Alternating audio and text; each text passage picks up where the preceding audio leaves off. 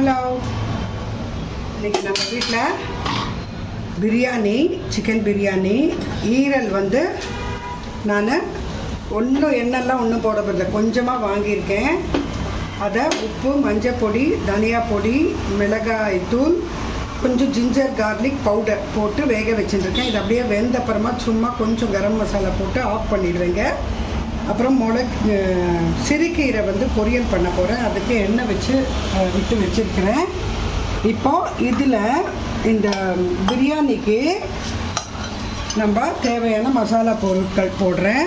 பட்டை, லவங்கம், ஏலக்காய், மராட்டி மூக்கு, அப்புறம் இந்த ஸ்டார் அனஸ், ஒரே ஒரு ஸ்டார் அனஸ், ஒரு இந்த அளவுக்கு பட்டை, அப்புறமா ஒரு 4 ஏலக்காய், 4 லவங்கம் போட்டிருக்கேன். ஒரே ஒரு மராட்டி மூக்கு. இதில் இப்போ வெங்காயம் போட்டுக்கிறேன், பச்சை மிளகாயும் போட்டுக்கிறேன். இதை மூடிடலாங்க, அப்போ தான் அந்த ஆவி பறக்காமல் இருக்கும். கிச்சன் வந்து ஸ்பாயில் ஆகாது. இப்போ இதுவும் வந்துட்டு சூடாயிடுச்சு. கடுகு, உளுத்தம்பருப்பு, ஜீரகம், கொஞ்சோண்டு பூண்டு போட்டுட்டு இதுலேயே கீரையும் போட்டுடலாம். சிறுகீரை நீட்டாக கட் பண்ணி வச்சுட்டு க்ளீன் பண்ணிவிட்டு வாஷ் எல்லாம் பண்ணிவிட்டு க்ளீன் பண்ணிவிட்டு இதில்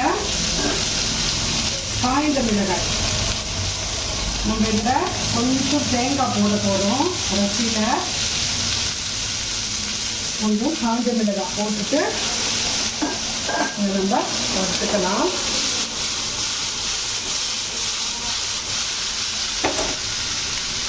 இப்போ இதில் கொஞ்சம் மஞ்சள் தூள், நம்மளுக்கு கொஞ்சம் மஞ்சள் தூள் ஆயிடுத்து. அந்த டப்பாவில் வந்துட்டு இப்படி கொஞ்சோண்டு தண்ணி விட்டு வச்சுருக்கேன், அதை அப்படி ஊற்றிடுறேன். விட்டுக்கலாம் கீரையை நல்லா.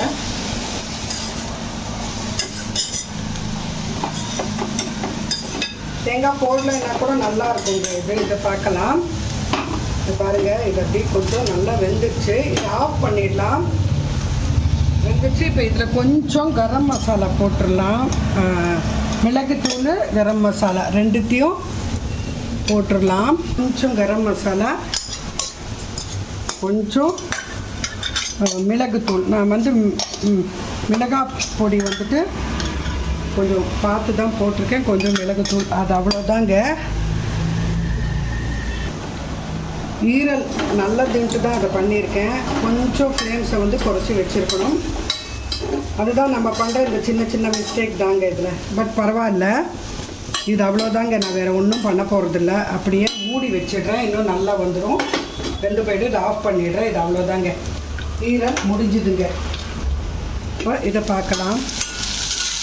வெங்காயம் நல்லா ப்ரௌனாக வந்துட்டுருக்கு. கீரையை பார்த்துக்கலாம்.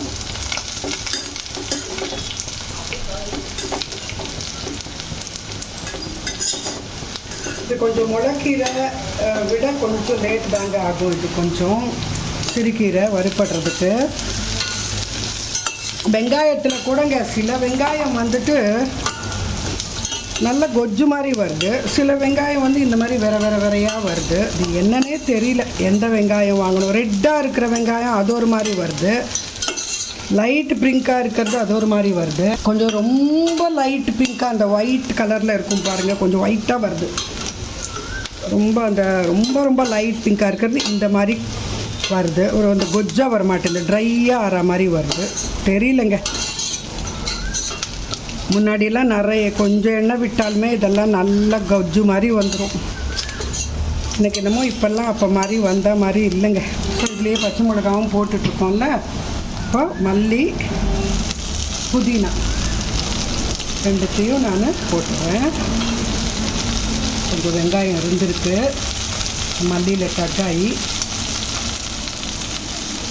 அவ்வளோ மல்லி, அவ்வளோ புதினா வறுத்துக்கலாம்.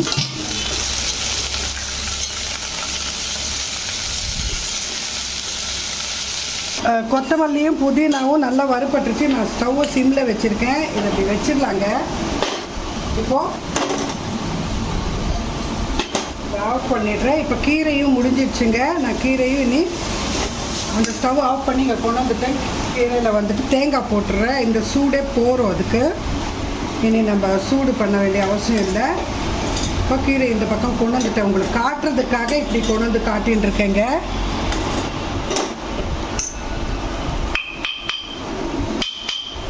இவ்வளோதாங்க, கீரை முடிஞ்சுது. மூடி வச்சு கீரையை வந்துட்டு லைட்டாக அப்படி மூடி வச்சிடுறேன். கீரை முடிஞ்சுது. இப்போ நம்மளுக்கு ஈரலும் முடிஞ்சுது. இப்போ பிரியாணிக்கு இது நல்லா வதங்கி வந்தாச்சு. இப்போ இதில் நான் வெட்டி வச்சுருக்கிற தக்காளி போட்டுறேன். போட்டுட்டு நல்லா வதங்கட்டும். நான் கொஞ்சம் ஃப்ளேம்ஸை குறைச்சி வச்சுருந்தேன்ல, இப்போ கொஞ்சம் ஏற்றிக்கிறேன். மூடி வச்சுட்டு இது வேகட்டுங்க, நல்லா வெந்து வரட்டும். இப்போ இது 1/2 கிலோ சிக்கனுங்க. க்ளீன் பண்ணி தண்ணியில் ஊற்றி வச்சுருக்கிறேன். இதெல்லாம் இப்படி ஷிஃப்ட் பண்ணிடலாம் கொஞ்சம் டிஸ்டர்பன்ஸ் இல்லாமல். இப்போ தக்காளி வெந்த அப்புறமா நான் காட்டுறேங்க மொத்தமாக.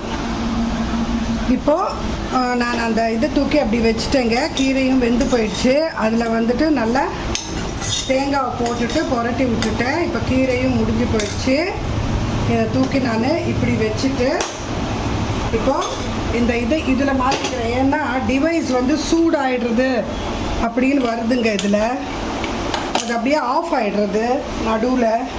அதனால் கஷ்டமாக இருக்குது. நான் ஒரு 1/2 கிலோ சிக்கனை வந்துட்டு வாஷ் பண்ணி வச்சுருக்கேன்.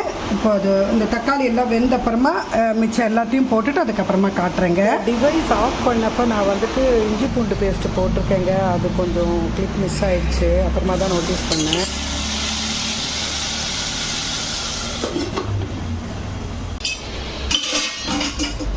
நம்மளுக்கு வந்து கிச்சன் மேடை வந்து அகலம் கம்மிங்க. இந்த அகலம் கம்மி, இவ்வளோ தான். அந்த பக்கம் கொஞ்சம் வெசல் வாஷ் பண்ணி வச்சுக்கிற டப் இருக்கும். இந்த பக்கம் ஆயில் கேனு, இப்போ நம்ம வீடியோ பண்ணுறச்ச தேவைப்பட்ட பொருட்கள்லாம் இந்த பக்கம் தாங்க வச்சுப்பேன் நான். கஷ்டமாக தான் இருக்குது, பட் யூடியூப் பண்ணணும்னு ஆசையாக தான் இருக்குது. என்ன பண்ணுறது, கொஞ்சம் அட்ஜஸ்ட் பண்ணிக்கிட்டு நீங்கள் பாருங்கள். இப்போ நான் பிரியாணி இலை போடுறேன். இந்த பிரியாணி இலை ரொம்ப காட்டாக ஆகிடுறதுங்க. அதனால் கொஞ்சம் பிரியாணி இலையை ஃபஸ்ட்லேயே போடலை. இந்த சவுண்டு பார்த்தீங்களா, அந்த ஹீட்டுனால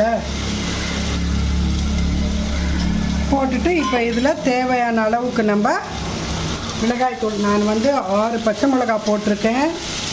3 பெரிய வெங்காயம், 3 பெரிய தக்காளி, கொஞ்சம் மீடியமுக்கும் கொஞ்சம் சின்ன பச்சை மிளகாய் தாங்க. ஸோ இதில் மிளகாய்த்தூள் நான் ஒரு 3/4 ஸ்பூன் போட்டிருக்கேன். செக் பண்ணிக்கிறேன் நான். ஒருவேளை கம்மியாக இருக்கிற மாதிரி தோணிடுச்சுன்னா நான் அப்புறமா கூட போட்டுக்கலாம். அந்த சிக்கன்லாம் வேகும் இல்லையா, அப்போ கூட செக் பண்ணிக்கிட்டு கொஞ்சம் கம்மியாக இருக்கிற மாதிரி இருந்ததுன்னா நம்ம போட்டுக்கலாம். இப்போ வதக்கி விட்டுட்டேன். சாரிங்க, இந்த இது ப்ராப்ளம், திருப்பி டிவைஸ் ஆஃப் ஆகிடுச்சு. நான் வந்துட்டு தக்காளி, வெங்காயம், பச்சை மிளகா, இஞ்சி போட்டு நான் கொஞ்சம் ஒரு 3/4 ஸ்பூன் மிளகாய்த்தூள் போட்டு நல்லா வதக்கின்ட்டேன். அதில் தயிரை போட்டுட்டு நல்லா கலந்துட்டு இந்த சிக்கனையும் போட்டுட்டேங்க.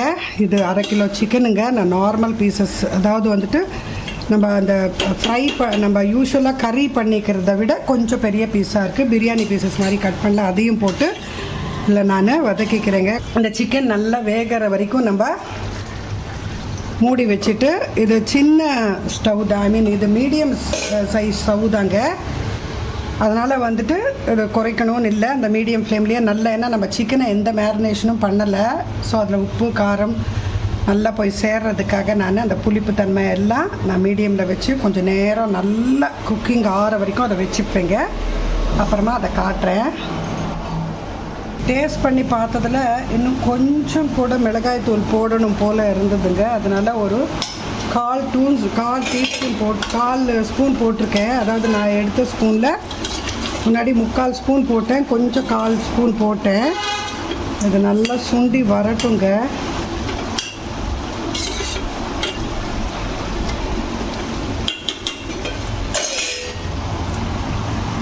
இந்த மசாலாஸ் எல்லாம் நல்லா கிட்ட வரட்டுங்க. இந்த ஆவி வந்து இப்படி வச்சா இப்படி நேராக படுது, அதனால் இப்போ நான் இப்படியே பண்ணி காட்டுறேங்க. பேர் பண்ணிக்கோங்க. இத்தனைக்கும் ஃபேன் போட்டு தாங்க பண்ணுறேன்.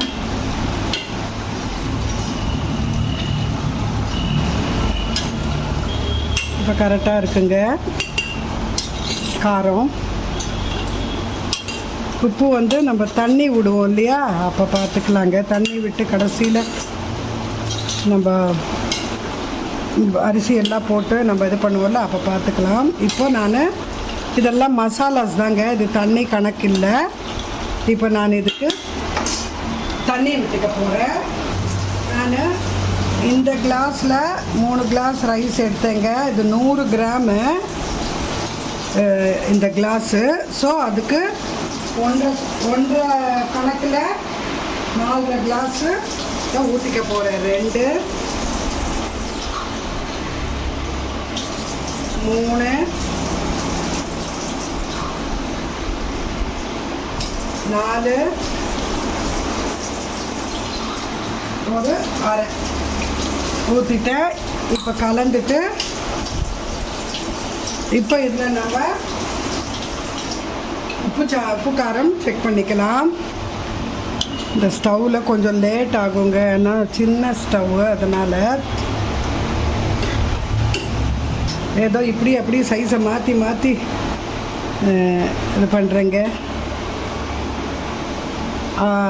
ப்ளஸ் நான் ஸ்டவ்வையும் மாற்றிட்டேன். அப்படி இருந்தும் இந்த ஸ்டவ்லேயும் கொஞ்சம் பிரச்சனையாக இருக்குது. கொஞ்சம் உப்பு போடணுங்க. இப்போ பார்த்தா எனக்கு கொஞ்சம் தெரியுது, பாயில் ஆகவே தேவையில்லை. கொஞ்சம் உப்பு போட்டுறேன், கலந்து விடுறேன்.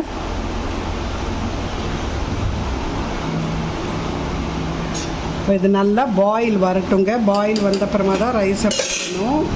இல்லாட்டா ரைஸ் வந்து நமுத்து போன மாதிரி ஆகிடுங்க. அதனால் உங்களுக்கு கிச்சன் சரியில்லைன்னு இப்போ என்னங்க வீடை வாங்க முடியும்? இப்போ நம்ம சென்னையில் வீடு சிங்கிள் பெட்ரூம் கூட வாங்க முடியாதுங்க இப்போ இருக்கிற சுச்சுவேஷனில். அவுட்ஸ்கர்ட்ஸ்லேயே வாங்க முடியல. இனி சிட்டியில் எங்கெங்கே வாங்க முடியும்? அவுட்ஸ்கர்ட்ஸுக்கு போகணுன்னா நம்ம நிறைய யோசிக்க வேண்டியதாக இருக்குது. ஏன்னா நம்ம லைஃப் ஸ்டைலு, நம்மளோட டெய்லி ரொட்டீன் அதெல்லாம் கவுண்ட் ஆகுதில்ல. நம்ம ஒரு ஷிஃப்ட் பண்ணணுன்னா நம்ம டே டு டே ரொட்டீனை கூட நம்ம பார்க்கணும் இல்லைங்க. அதுதான் மெயின் இம்பார்ட்டண்ட்டு. நம்ம ஒன்றும் பெரிய விஐபிஸ் கிடையாது. விஐபிஸ்னாங்க அவங்களுக்கு ஹெல்ப்புக்கு ஆள் இருப்பாங்க, எது வேணுமெனாலும் பண்ணுவாங்க, டக்குன்னு போய் வாங்கிட்டு வருவாங்க. நம்மளுக்கு அந்த மாதிரி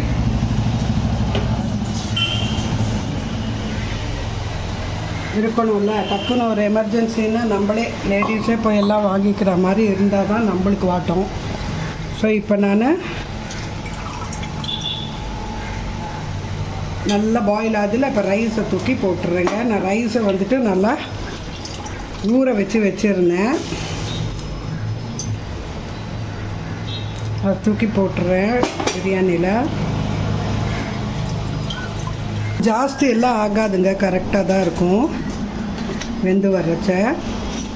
இப்போ நல்லா கலக்கி விட்டுட்டு கொஞ்சம் அந்த இதெல்லாம் தண்ணி எல்லாம் கொஞ்சம் இறங்கி வரட்டும், அதாவது பாயில் ஆகி இதோடு சேர்ந்து வெந்து வரட்டும். அதுக்கப்புறமா நம்ம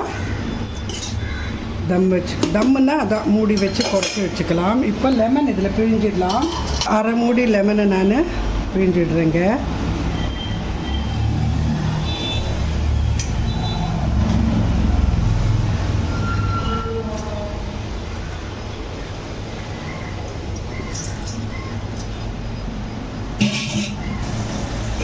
எல்லாத்துக்கும் சேர்கிற மாதிரி கலந்து விட்டுக்கிறேன். இது ஒன்றும் நான் ஸ்பெஷலாக பண்ணலைங்க, இதை அப்படியே ஃபோக்கஸ் பண்ணி காட்டுறேன்னு நினைக்காதுங்க. எங்கள் வீட்டில் நான் என்ன பண்ணுறேனோ அதை உங்களுக்கு காட்டுறேன். கொஞ்சம் சரியாக தெரியணும் இல்லையா எது பண்ணாலும், அதுக்காக தான் கொஞ்சம் அப்படி நான் அந்த கேமராவை வந்துட்டு கொஞ்சம் இதுக்கு நல்லா ஃபோக்கஸ் ஆகிற மாதிரி வச்சுருக்கேங்க. நான் இன்றைக்கி நிறைய தயிர் தாங்க போட்டிருக்கேன். தயிர் கூட அந்த புளிப்பில் கூட நல்லா இருக்குங்க டேஸ்ட்டு. நிறைய பச்சை மிளகா, நிறைய தயிர் போட்டு கொஞ்சம் மிளகாய் தூள், கொஞ்சம் தக்காளி கொஞ்சம் குறைச்சிட்டிங்கன்னா அது ஒரு கலராக நல்லாயிருக்கும், அது ஒரு டேஸ்ட்டில் இருக்கும். ஸோ நம்ம வேரியேஷன்ஸ் பண்ணிக்கிட்டு அப்படி பண்ணிக்க வேண்டியது தாங்க. நிறைய தக்காளி, நிறைய காஞ்ச மாதிரி பச்சை மிளகாவை குறைச்சிட்டு மிளகாத்தூள் நிறைய போட்டு பண்ணுறச்சா அது ஒரு கலர் நல்லா ரெட்டிஷாக இருக்கும். உங்களுக்கு ஒரு மாதிரி ஆரஞ்சு ஷேடு ஒரு மாதிரி இருக்கணும் அப்படின்னா நீங்கள் இந்த தயிர் நிறைய போட்டுக்கோங்க. இது நல்லா இந்த தண்ணி பூரா வற்றி வரட்டுங்க. இது சின்ன ஸ்டவ்னால் லேட் ஆகுதுங்க. இந்த தண்ணியை இப்படி கீழே போகிற மாதிரி பண்ணிடலாம். ஏன்னா கீழே தான் அடி பிடிக்கும் தண்ணி இல்லாமல் போயிட்டு. இன்னும் மொத்த தண்ணி மேலே வருதுல்ல, அப்போ என்ன ஆகும், கீழே வந்துட்டு இதாகிடும். இப்போ நான் இதை என்ன பண்ண போகிறேன்னா ஒரு 5 நிமிஷம் ஹை ஃப்ளேமில் வச்சுட்டு திருப்பி ஒரு 3 மினிட்ஸ் வந்துட்டு நான் லோ ஃப்ளேமில் வச்சுருவேன். மாற்றி பண்ணல, டிவைஸோட ப்ராப்ளம்னால கீழே ஒட்டிக்கிச்சா என்னென்னனால இதை எப்படி நான் கவுத்து பார்க்குறேங்க. எப்படி வந்திருக்குது, கீழே அடி பிடிச்சிதான்னு கொஞ்சம் பயம், கொஞ்சம் லைட்டாக. நான் அப்படியே என்ன இருக்குதோ அதை அப்படியே உங்களுக்கு காட்டணும்னு என்னோடய ஃபீலிங், அதனால தான். இப்போ இப்படி இருக்குதுங்க, கொஞ்சம் லைட்டாக அடி பிடிச்சிருக்கு, பட் நாட் மச். தயிர் நிறைய போட்டால் உங்களுக்கு இந்த கலர் வருங்க. நீங்கள் நிறைய, அதாவது பச்சை மிளகா தயிர், காரத்துக்கு நிறைய பச்சை மிளகா, புளிப்புக்கு நிறைய தயிர் போட்டுட்டிங்கன்னா இந்த கலரில் இருக்குங்க, ஒரு ஆரஞ்சு ஷேடில். நீங்கள் நிறைய காரத்துக்கு மிளகாத்தூள் நிறைய போட்டுக்கிட்டு பச்சை மிளகா குறைச்சிங்கன்னா அது ஒரு ரெட்டிஷாக இருக்குங்க. அதே மாதிரி தக்காளி நிறைய போட்டு மிளகாய்த்தூள் நிறைய போட்டிங்கன்னா அது ஒரு கலரில் இருக்குங்க. அவ்வளோதாங்க டிஃப்ரென்ஸு. கழிச்சுட்டு காட்டுறேங்க. இப்போ கொஞ்சம் ஓரளவுக்கு எல்லாம் செட்டாக இருக்குது, அதனால் காட்டணும்னு தோணிச்சுங்க, காட்டுறேன்.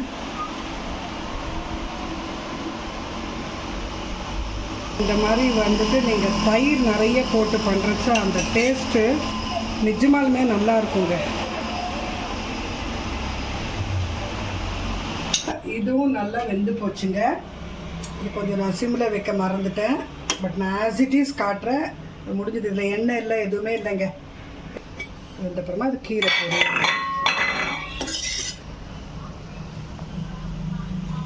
அவ்வளோதாங்க. இன்றைக்கி பிரியாணி தான் கொஞ்சம் ரொம்ப பிரச்சனை பண்ணிடுச்சு.